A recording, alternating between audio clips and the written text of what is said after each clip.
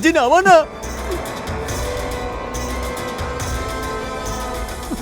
जी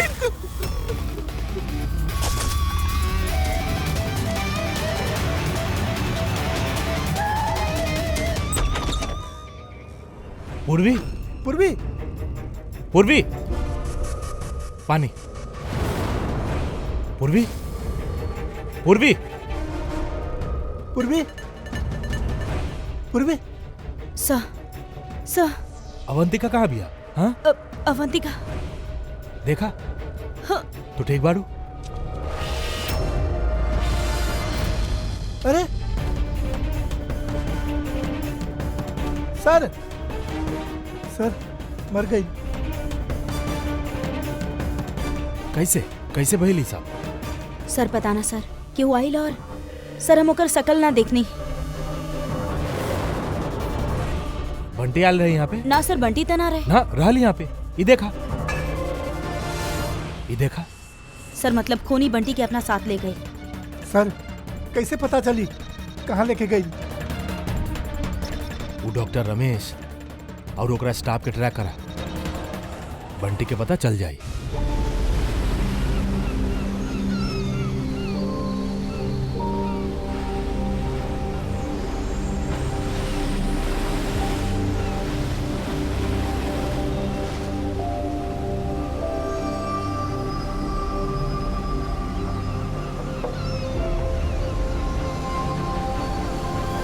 यहाँ तो ऐसा क्यों नहीं दिखाई दे रहा जी धर्मेश जी के मारी। एक हफ्ता हो गया लेकर नौकरी करत करत हमके तक कोनो खतरा दिखाई नहीं दे रहा। अगर खतरा न रहा तो हमनी के रखले का है। मार्केट जाए खातिर, सब्जी लावे खातिर, कबो कबो तो आटा लावे खातिर। एक साथ साथ हमनी के भी जबरदस्ती के जॉगिंग करे के पड़ रहा। कम ऑन गाइस, कहाँ है सब? तू दोनों हमार बॉडीगार्ड बड़ा। तू दोनों के फिट रहल बहुत जरूरी है। ये वो तो fitness level just increase your fitness level. अगर कल के केहू हमरा के मारे आ गए तो कैसे बचेबा हमरा के? बात तो ऐसे कराना बा जैसे खूनी आवे वाला ही बाय करा के मारे खातिर।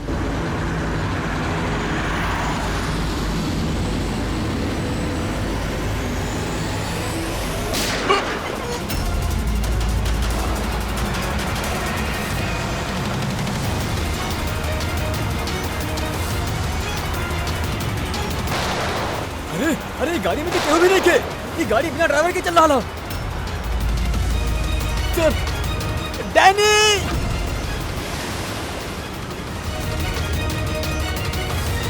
सर, रमेश सर, he's dead.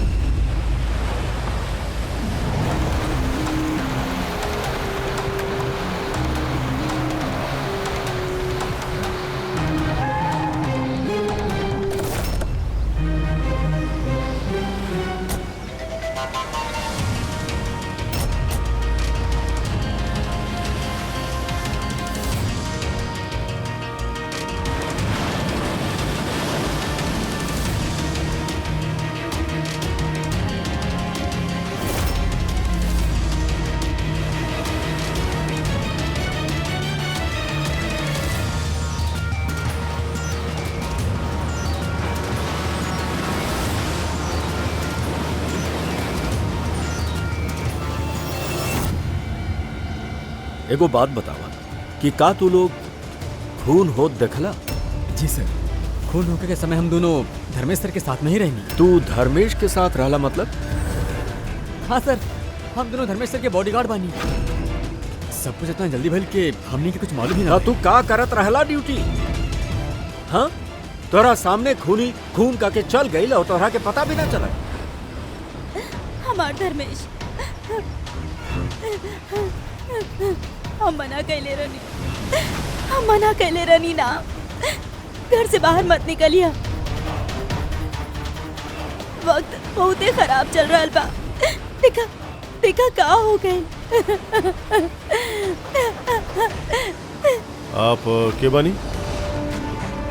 सर हम साइमा, हम धर्मेश के गर्लफ्रेंड बानी सर। हॉस्पिटल काहे ना लेके गईला उनके? शायद बच जाते। सर गोली लगला के बाद 2 मिनट के अंदर ही उनकर मौत हो गई रहे, तो अस्पताल ले जाके हम लोग क्या करती? ई कैसे हो सकेला? 2 मिनट में केहू पेट में गोली लागे से थोड़ी के ना मर जाला। नहीं खे गड़बड़ी बात। ये शीशी हमनी के धर्मेश के जेब से मिला। ये कैसन दवाई है, कुछ पता बा आपके? सर हमके इना पता कि का बा, बाकी धर्मेश ही दवाई के हमेशा अपना पास ही रखत रहल। अच्छा अच्छा, आप अभी भी बताओ रहनी कि धर्मेश के वक्त खराब चलत रहे। का परेशानी का रहे इनका? सर सब लोग जलत रहले हमार धर्मेश से, उनकर दुश्मनी रहल इनका से, और यही खातिर हमार धर्मेश बॉडीगार्ड रख ले रहल। और के बड़े जे जलत रहे उनका? धर्मेश की सौतेली माँ आस्था और उनकर बिजनेस राइवल शेखर, वो दोनों ही मारले बाड़े सर। वो लोग ही मारले बाड़े हमार धर्मेश के। खूनी के ता देख ले हो बा। कार में केहू दिखल नहीं के, बाकी गोली कार में से ही चलल। का कहला? गोली कार में से ही चलल, बाकी कार में केहू दिखल ना तोरा? ये सर, ये सच कहता नहीं सर, हम अपन आँख से देख ले रहनी, गाड़ी में केहू न रहे।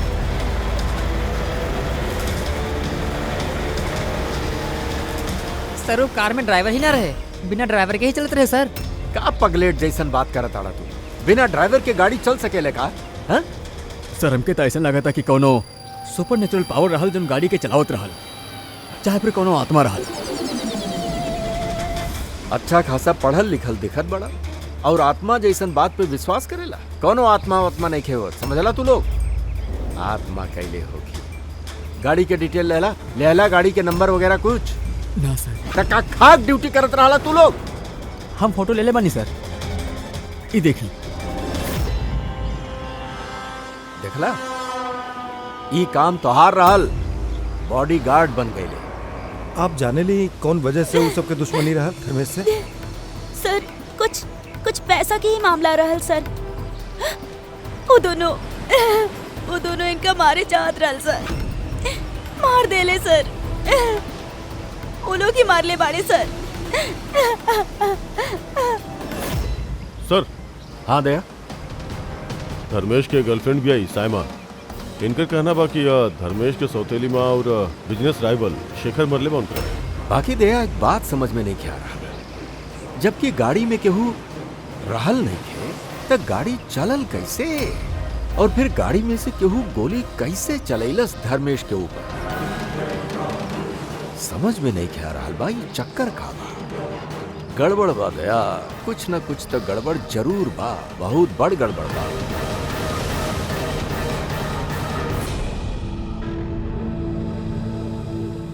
अगर कार में ड्राइवर ना रहल तो कार अपने आप ज्यादा दूर ना गई होगी।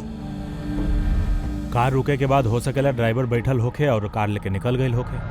अगर ऐसा है तो फिर सीसीटीवी फुटेज में कहीं ना कहीं तो दिखल होगी। हाँ तो दिखी ना, तो देखा ना ध्यान से, एक एक कार पे नजर रखा रहनी, ध्यान से देखा। जी सर। सर ओके सर। या सर हम लोग वो कार के बारे में ही पता कर रहल बानी। कौनो बात ना सर, या हम आपके इन्फॉर्म करब सर। ओके। एसीपी साहब के साथ मीटिंग में फंस गए बाड़े, बोलल की टाइम लग जाई, तू लोग देखा का पता चले तीनों के बारे में। यार जब धर्मेश के खून भइल वक्त ई साइमा, आस्था और शेखर जॉगिंग ट्रैक के 15 किलोमीटर के रेडियस में भी ना रहले। तब फिर कहाँ रहले? साइमा और आस्था तो अपन घर पे रहले और ई शेखर डोंबिवली में रहे। और इहो भी तो हो सकेला कि लोग केहू से फोन करवेले होखे सकेला। बाकी एक बात हमार समझ में नहीं आ रहा का ना, यह कि अगर पेट में गोली लगल बा तो एगो इंसान कम से कम 2 घंटा जिंदा रह सकेला। एकदम रह सकेला, अगर टाइम पे इलाज हो जावे तो बच भी सकेला। बिल्कुल। तो फिर धर्मेश की गोली लगला के बाद 2 मिनट में ओकर मौत हो गई, इतना जल्दी कैसे? करेक्ट। हाँ पंकज बतावा का? आर यू श्योर? 2010। ओके ठीक है, थैंक यू। कब है?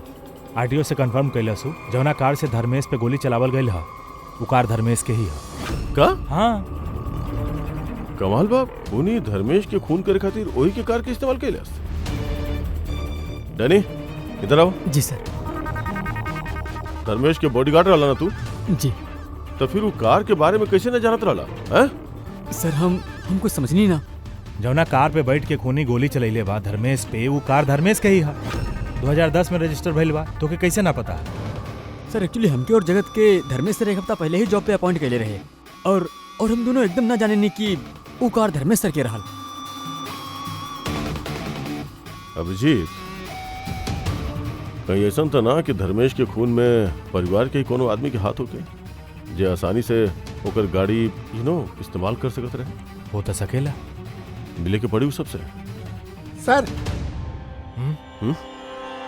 का सर उ कार मिल गई जौना से धर्मेश के खून भइल ह। ई देखी सर, मरजटी के तरफ गई ह। फ्रेडी, लोकल पुलिस के मदद ला, वो एरिया में जाके ही कार के ढूंढा। हमनी लोगन भी देखे चाहब कि बिना ड्राइवर के कार चले ले कैसे। Good morning everyone. Good morning sir. I wholeheartedly welcome all my board of directors. का आप लोग जाने ली कंपनी के प्रॉफिट केकर वजह से बढ़ल बा? Thanks, exactly. अगर हम इतना मेहनत ना करते तो आज ही कंपनी के प्रॉफिट इतना ना बढ़ाते। Let me show you the figures.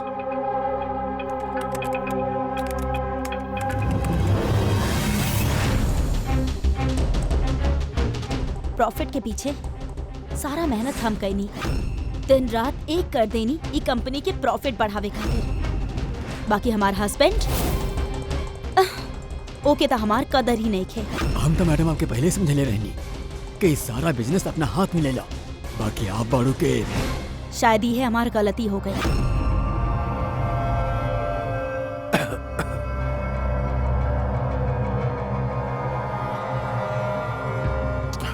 और आप लोग हैरान हो जाए ये बात जान के कि एकर श्रेय हम केकरा के दे? खुद के, ई गगन के, लगन के, परिश्रम के। और गगन, अरे सर, गगन, का हो गई? गगन, तू हमरा के मारे की कोशिश कइला। अब तू गगन! हमरा के हमर दिल फट रहल बा। देख करल बड़ा, जल्दी एम्बुलेंस के कॉल करो। गगन, कहो उड़ल मत रखे। गगन, गगन।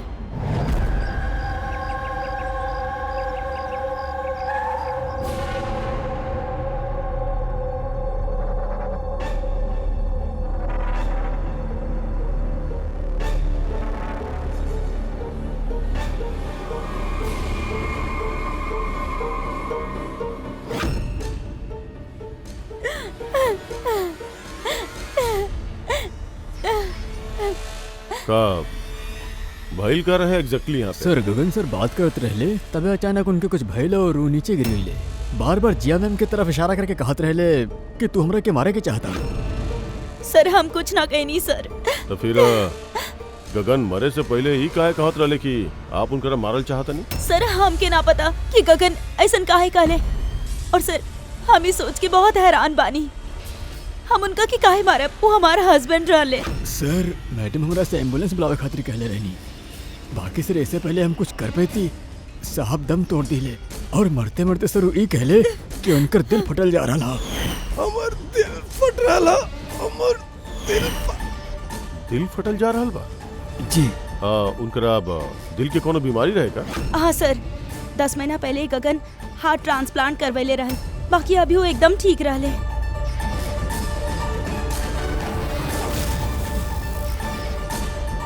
पूर्वी,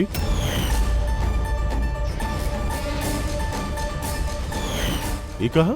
सर ई इम्यूनोसप्रेसिएंट बा, ई गगन हमेशा लेत रहले। डॉक्टर कहले रहले कि जे लोग ऑर्गन ट्रांसप्लांट करवावेले उनका ये लेहल जरूरी होखेला। सर धर्मेश भी ऑर्गन ट्रांसप्लांट करवैले रहल। हाँ, और शायद ये दोनों के मौत के वजह एक ही बा। ये कौन हॉस्पिटल में ऑर्गन ट्रांसप्लांट भइल रहे? Blue health care hospital. Sir हम धर्मेश की फैमिली से पता कैनी, धर्मेश अपन लिवर ट्रांसप्लांट कोनो ब्लू हेल्थ केयर हॉस्पिटल में करवेले रहे। सर, ई गगन के भी ट्रांसप्लांट यही हॉस्पिटल में भइल रहा। ये दोनों के ऑर्गन ट्रांसप्लांट एक ही हॉस्पिटल में भइल रहे और दोनों की मौत हो गई। अजीब बात नहीं क्या? बात अजीब है सर। हम यहाँ के टॉप सर्जन और एडमिनिस्ट्रेटर मिस्टर रमेश से बात करनी है सर। वो कहता रहे कि हमसे मिलकर पूरा डिटेल दे दी।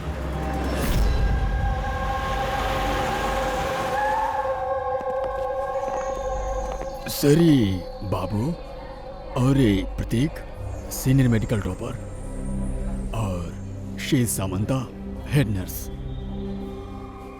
सर एगो बात हमारे समझ में नहीं क्या आयल कि धर्मेश और गगन के मौत के बारे में आप हमसे का जाने के चाहता नहीं। डॉक्टर रमेश, हमने खाली डिटेल जानना चाहता नहीं। यह कि ऑर्गन ट्रांसप्लांट कब भइल और डोनर के रहे। ओह ओके प्रतीक। सर ये वो दोनों के फाइल है। गगन के हार्ट ट्रांसप्लांट भइल रहे 4 अप्रैल 2017 के और धर्मेश के लिवर ट्रांसप्लांट भइल रहे 5 अप्रैल 2017 के। इनमें पूरा डिटेल था। सर जब ये लोग यहाँ से गए रहे तब एकदम ठीक होके गए रहे, ट्रस्ट मी। तो अगर साल भर के बाद इनके केहू मार रहल बा ताई में अस्पताल के का लेना देना सर? हमनी ना कहता नहीं कि हॉस्पिटल के लेना देना बा। हमनी तो खाली इन्वेस्टिगेशन करता नहीं। सर और कितना वक्त लगी पूछताछ करे में? काहे कि हमनी अपन काम छोड़ के आयल बानी। केहू के खून भइल बा मैडम, वक्त लगी। आप लोग प्लीज कोऑपरेट करी। ठीक है।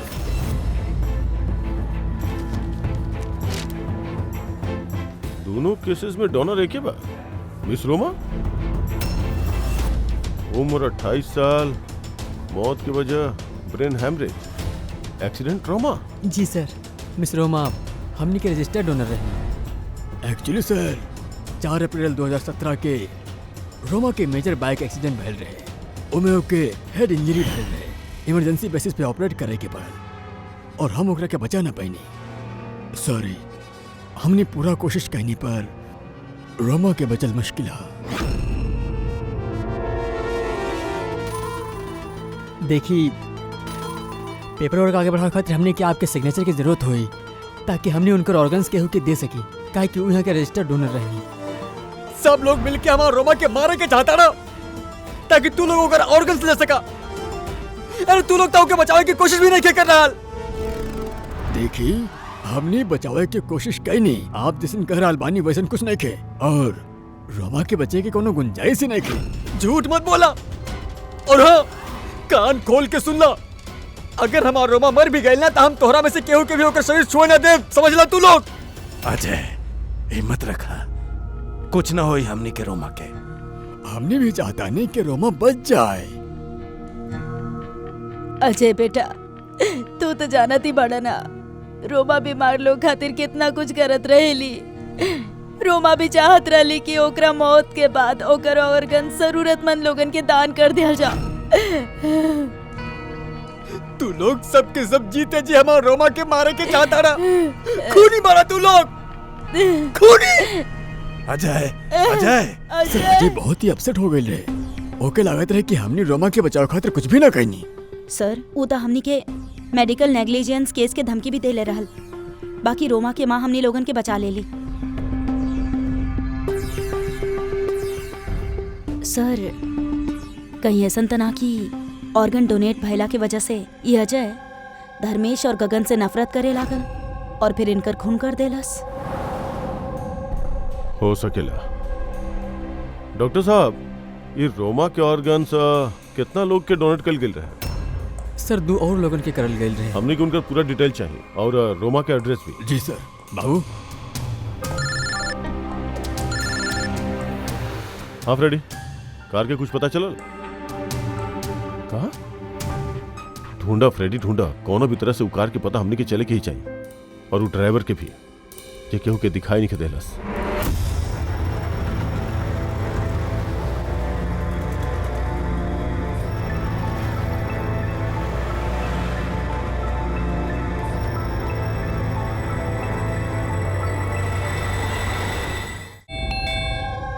खाला बेटा, ऐसा न करे के चाहिए। जी आप लोग? हमने सीआईडी से बानी। जी आई, बैठी। सीआईडी वाला लोग आयल बाड़े। सीआईडी वाला हाँ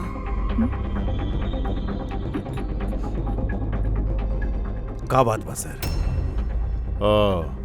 रोमा से कनेक्टेड एगो केस के सिलसिला में आपसे कुछ पूछताछ करे के रहे। ई रोमा आपके वो हमरे बेटी रहले। देखिए, दरअसल बात ई बाकी कि रोमा के ऑर्गन जौन 4 लोगन के दिहल गइल बा, ओमे से 2 लोग धर्मेश और गगन, ई दोनों के खून हो गइल बा। कहा?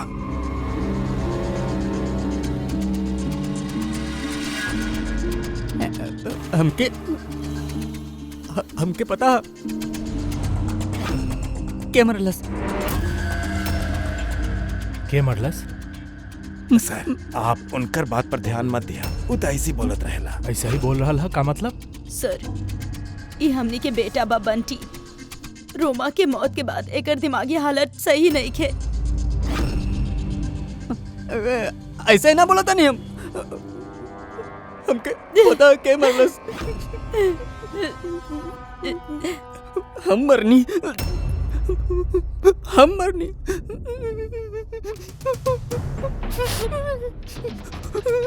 चुप हो जा बंटी, चुप करा। बंटी, देखा बेटा, घबरा मत, बिल्कुल मत घबरा। तू जाने ला वो दोनों के मरलस? तो बतावा ना बेटा।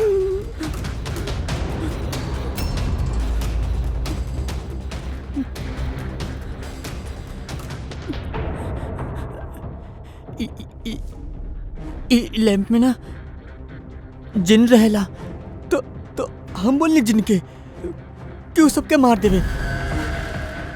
जिन मरला? हाँ, हम ये लैंप के ना ऐसे ही हिले नहीं, तई में से जिन आ गई और हमरा कहले पे सबके मार दिला। सही छोट सा लैंप एकर बर्थडे पे रोमा देले रहली एकरा। तब से लेके आज तक एकरा साथ लेके घूमेला और एकरा से ही बात करत रहेला। बहुत प्यार करत रहली रोमा एकरा के।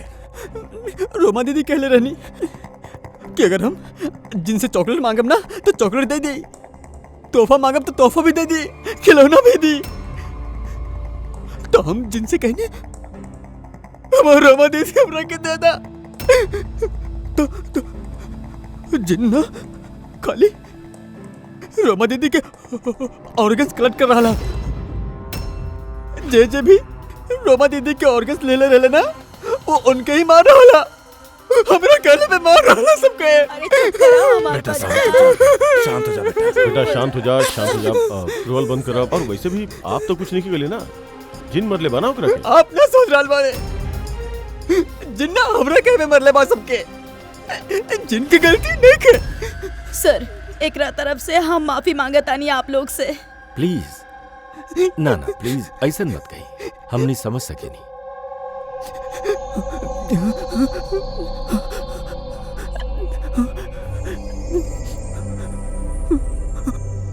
एगो बात साफ साफ पूछा था नहीं, आपके लागत आई रोमा के मंगेतर अजय ऐसन सब कर सके?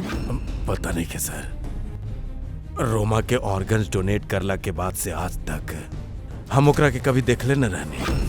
हमने सुनले बानी कि वो ऑर्गन डोनेशन के खिलाफ रहल। हाँ सर, रोमा से बहुत प्यार करत रहले, रोमा के ऑर्गन्स डोनेट करे के खिलाफ रहले वो। ठीक बा, हमनी चलत आनी, जरूरत पड़ल तब फिर आए। ओके सर। संभाली अपना आपके।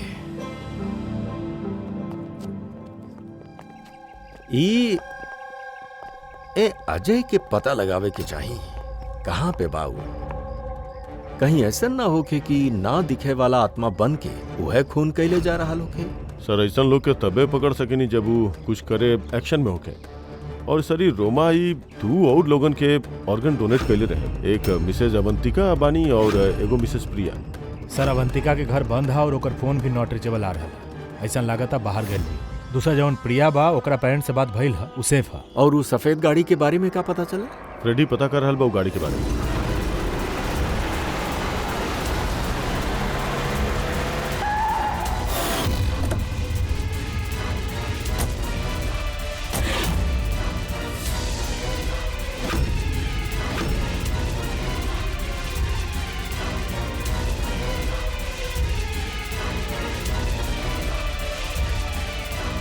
सर गाड़ी मिल गई।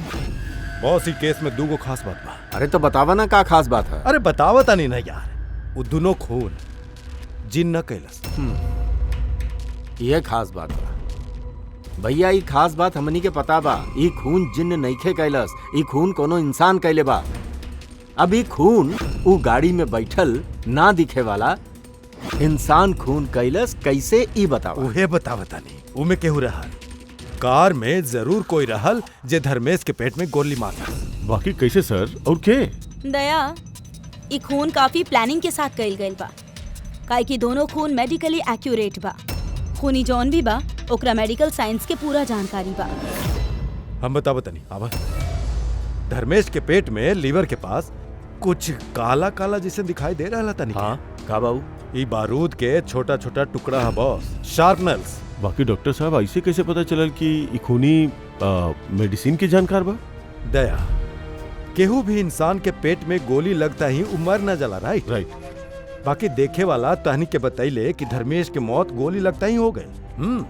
हाँ तब है ली होखी बॉस कि केहू जानबूझ के धर्मेश के पेट के नीचे के तरफ निशाना लगा के गोली मारलस, जेकरा वजह से ओकर लीवर डैमेज हो गई, ओकर नस फट गई और बहुत जबरदस्त खून बहे लगा और वो मर गई। जानबूझ के केहू निशाना लगा के वहीं पर गोली मारलस। और ये बात मेडिकल जानकार के ही पता होखेला। और सर, ई गगन के भी हार्ट ट्रांसप्लांट भइल बा, और आप बतैले रहले कि मरे से पहले उ चिल्लावत रहल कि ओकर दिल फटल जा रहल बा। अमर दिल फट रहल बा। हाँ, उ नॉर्मल हार्ट अटैक ना रहल। तो फिर का रहे? ओकर हार्ट बीट के कोनो स्टिमुलेंट के जरिए बढ़ावल गई रहे, जेटा एम्फेटामाइन। ई बहुत जबरदस्त स्टिमुलेंट है, इससे हार्ट रेट बहुत ज्यादा बढ़ जाले और हार्ट अटैक के चांस बहुत हाई हो जाला। हाँ, बाकी वो के जीटा एम्फेटामाइन दिहलस कैसे, ई हार्ट रेट बढ़ाइलस कैसे? बॉस, ई पता लगावल अभी बाकी है कि ई स्टिमुलेंट ओरली देले बा कि इंजेक्शन के जरिए देले बा। मतलब दया, ई खूनी मेडिसिन के अच्छा जानकारी रखेला। कोनो डॉक्टर, नर्स, पैरामेडिक, चाहे फिर ब्लू हेल्थ केयर हॉस्पिटल से तक केहू नहीं के।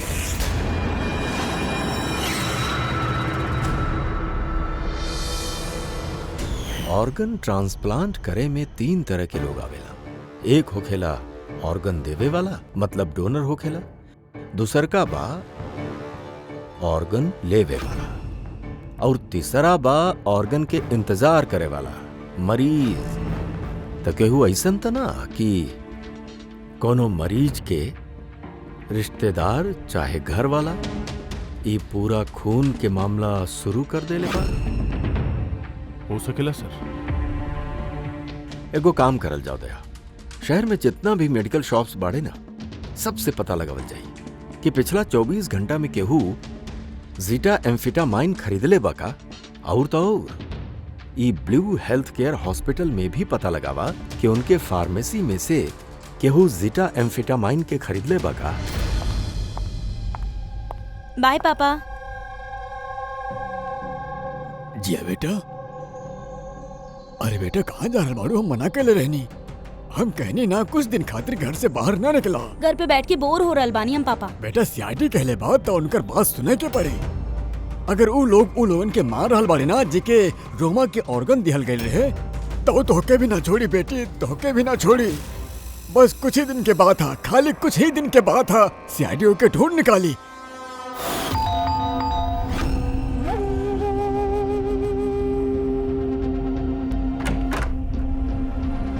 आए सर, कुछ पता चला उन लोगों के? अभी तक नहीं खे, बहुत जल्दी पता चल जाए। तब तक एगो काम करल जाए, जिया कि हम लोग सेफ हाउस में ले जाता नहीं, इनके सेफ्टी खातिर। ठीक है सर। हाँ पूर्वी। सर, रोमा के ऑर्गन जौन चौथा पेशेंट के डोनेट कइल गइल रहे, ओकर नाम अवंतिका बा। वो मेलबॉर्न गइल रहे। मेलबर्न में? तो इंडिया कब आ रही है? सर, ओकर फैमिली के हिसाब से तो ऑन द वे बिया, कल रात के ही फ्लाइट ले बिया। अगर वो कल फ्लाइट पकड़ ले रहल तो आज इंडिया आ चुकल होगी। ओकर फोन बंद आ रहल बा। फोन बंद आ रहल? कुछ भइल तो ना ओकरा के? पता ना सर। रहले कहाँ कुछ पता कैलस? हाँ सर, वो यहाँ पर दहिसर में रहेली। हम बस होकर घर ही जा रहल बानी। 1 घंटा में पहुँच जाए। पूर्वी जितना जल्दी हो सके वहाँ पहुँचा, तब तक हमने रिया के सेफ हाउस छोड़ के वहाँ पहुँचा था। ठीक है? Yes sir, bus on the way बानी। एक बात समझ में नहीं आ रहा, अगर कोनो जिन नहीं खे तो फिर गाड़ी के चलावत रहल और धर्मेश के मारलस? यार फ्रेडी, जिन विन कुछ ना होखा थी, तू बात समझ ला। और जौन इंसान सबके पीछे है ना, ओकरे बहुत करीब बानी हम लोग। बाकी चल रहल गाड़ी में केहू कुछ तो देख ले हो कि ड्राइवर के एक गाड़ी चलावत, ओके गोली भी मारे के रहल, और यहाँ ड्राइविंग सीट पे छिपे के जगह कहाँ बा? का कहलू सारिका तू? छिपे के जगह? छिपे के जगह?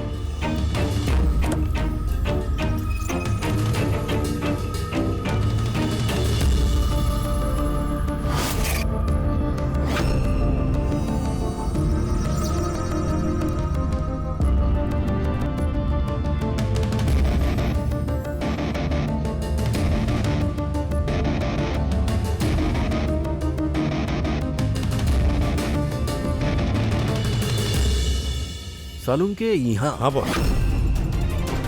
कब? दोनों सीट के बारीकी से देखा यहाँ कुछ दिखे लगा।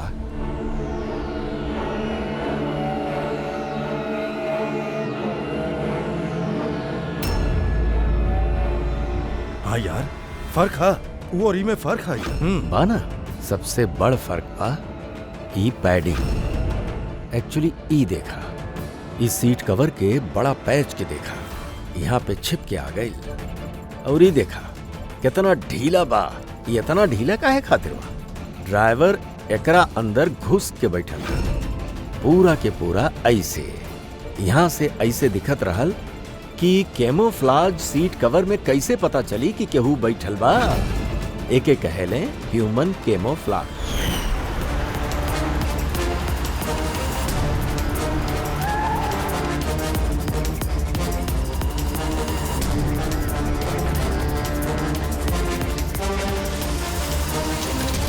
बहुत चालाक भाई, बहुते चालाक। बंटी के जाके बतावे के चाहिए कि ओकर जिन्न कौनो खून न कैले बा, ओकर जिन्न निर्दोष बा। बेचारा बहुत परेशान होगी बच्चा। अरे तू डॉक्टर रमेश और उनकर साथी के बतैला तो ना कि हमनी है यहाँ पानी। सर जैसे नाम कहले बानी हम एकदम वैसे नहीं कहनी है। डॉक्टर रमेश और समता मैडम ऑफ ड्यूटी बानी। प्रतीक सर कोनो काम से बाहर गए बाड़े और बाबू सर के ई विंग से कोनो लेना देना नहीं खे। और वो ऑर्गन ट्रांसप्लांट के पेशेंट जोन वेटिंग में रहले, उनका लिस्ट कहाँ बा? सर ये एगो प्रिंट आउट है, हम डॉक्टर रमेश के कंप्यूटर से निकलने बानी। सर हाँ? ये देखिए, ये फार्मेसी से कल सवेरे डॉक्टर रमेश के नाम पे एगो हार्ट स्टिमुलेंट इश्यू भइल रहे, जीटाफेटामाइन। पूरा रैकेट के पीछे रमेश के हाथ तो नहीं खे? हो सकेला सर, ये केस में कुछ भी हो सकेला।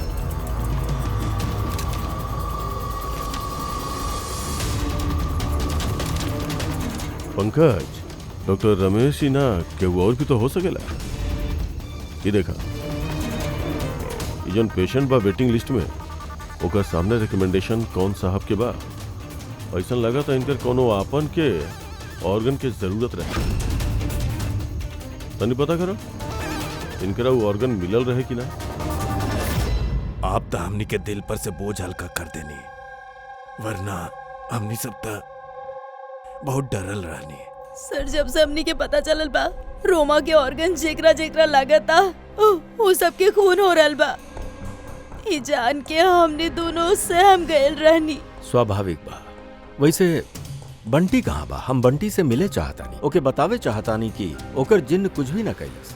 बच्चा बा, परेशान होगी। सर जब से आप लोग बंटी से मिल के गइल बानी, तब से हमनी उनकरा से बात करे के बहुत कोशिश कैनी, पर उ त अपन कमरा से बाहर ही ना निकलत बाड़े। और केहू से बात नहीं के करत सर। हम समझ सके नहीं, हम देखा तानी उसे बात करके। वह कमरा बना।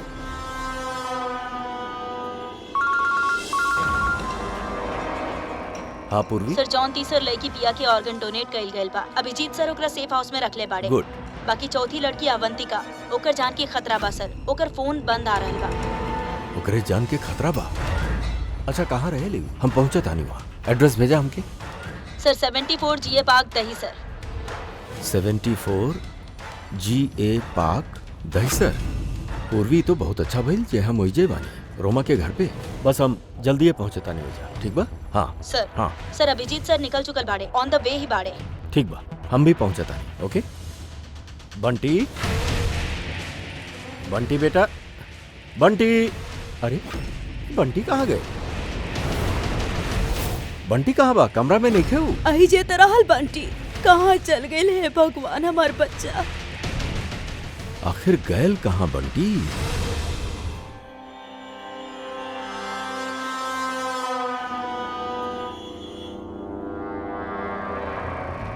जब से मेलबर्न से आयल बानी तब से फोन ऑफ बा, न जाने की कर फोन आयल होखी।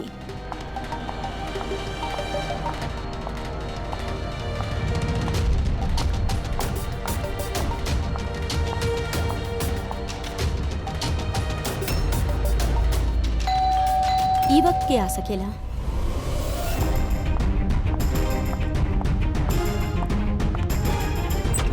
जी आपके? अवंतिका जी? हाँ हम अवंतिका बानी। ए तरफ आई देखी, हम CID से बानी। CID और यहाँ आपके जान के खतरा बा। आपके केहू जान से मारे चाहता, हमके के मारे चाहता। देखी रोमा जेकरा जेकरा ऑर्गन डोनेट।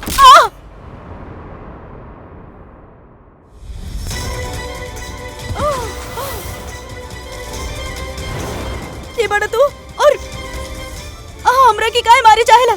सोसाइटी से लालची और मतलबी लोगन के सफाया। ज्यादा पैसा देके किडनी ले रहे ना।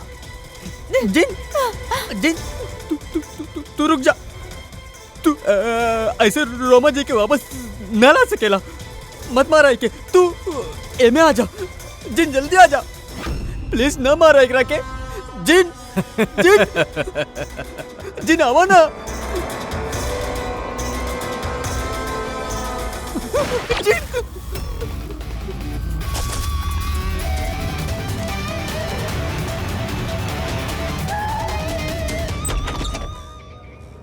पूर्वी, पूर्वी, पूर्वी, पानी।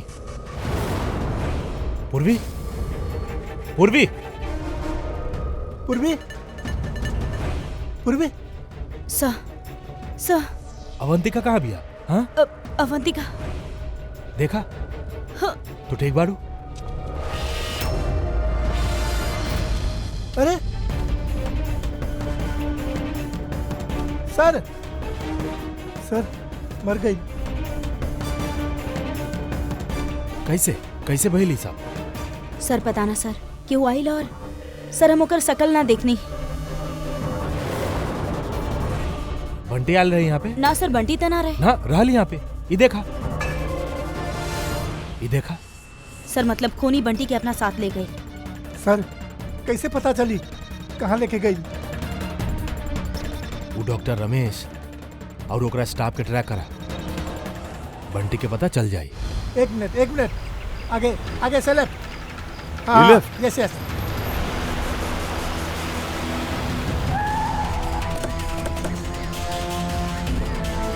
अरे कहाँ पे बा फ्रेडी? सर लेफ्ट लेफ्ट। सर हाँ। ये पे हाँ। अरे ये देखी सर, ये डॉक्टर रमेश के फोन है। डॉक्टर रमेश के फोन बा? तो डॉक्टर रमेश कहाँ बा? सर कहीं ऐसा तो नहीं कि हमनी के गुमराह करे खातिर फोन यहाँ पे फेंक के कहीं भाग गए होके?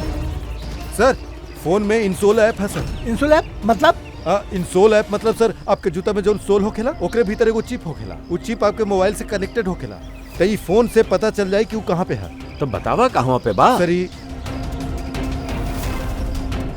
आस पास ही कहीं बा। हाँ। 1 किलोमीटर के दायरा में। देखा था नहीं। वहाँ रुक जा, वहाँ रुक जा, आगे मत आइयो। रुको, रुक जा, हम जला दे अभी। ए, हिलिया मत।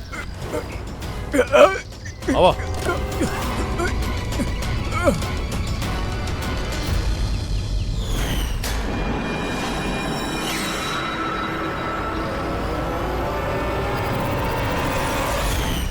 तो यार बीवी वो लिस्ट में रहे ना, ऑर्गन ट्रांसप्लांट वेटिंग लिस्ट में, और ओकर मौत हो गई। ये खून कैले बा हमार बीवी के। डॉक्टर रमेश मरले? हाँ सर। सर ये झूठ बोल बड़ा सर। ये डॉक्टर के वेश में दलाल बा सर। लालची है, पैसा के खातिर कुछ भी कर सकेला। ऑर्गन के व्यापार करेला सर। ये चाहता हमार बीवी बच जाए। ये बोलल चाहत रहा, साफ साफ बोला, का बोलल चाहत रहा तू? सर रोमा के ऑर्गन हमार बीवी की जान बचा सकत रहा। ये वादा भी कहले रहा, बाकी ज्यादा पैसा लेके वो ऑर्गन के और के दे देले सर। झूठ बोला सर, झूठ बोलता नहीं, झूठ ही बोला था सर। पैसा खातिर न जाने कितना बेकसूर लोगन के जान ले ले भाई सर। डॉक्टर रमेश, पैसा के लालच में आप अपन पेशा के साथ गद्दारी कर देनी, लोगन के जान के साथ खेलने बानी आप। वो लोगन के का दोष रहल जे ऑर्गन ले ले रहले? हैं? उनके काहे मारला? सर वो लोग भी था हमार बीवी के बारे में बराबर की जिम्मेदार रहा। जे ज्यादा पैसा देके अपन नंबर आगे कर ले ले सर। और हमने जैसे गरीब लोग अपन नंबर के इंतजार करत मर जाले। ऐसे हम इस सब लोगन के मार देवे के चाहत रहनी सर। डॉक्टर प्रतीक, ये का कहला तोहरा संगे बेईमानी भइल त तू 3 मासूम लोगन के जान ले लेला? बहुत गलत कहला तू। का वो 3 मासूम लोगन के जान लेके तोहार बीवी तोहरा के वापस मिल गई? नहीं खे ना? अरे तू तो एगो डॉक्टर बाड़ा। डॉक्टर लोगन के जान बचावेला, जान लेवेला नहीं खे।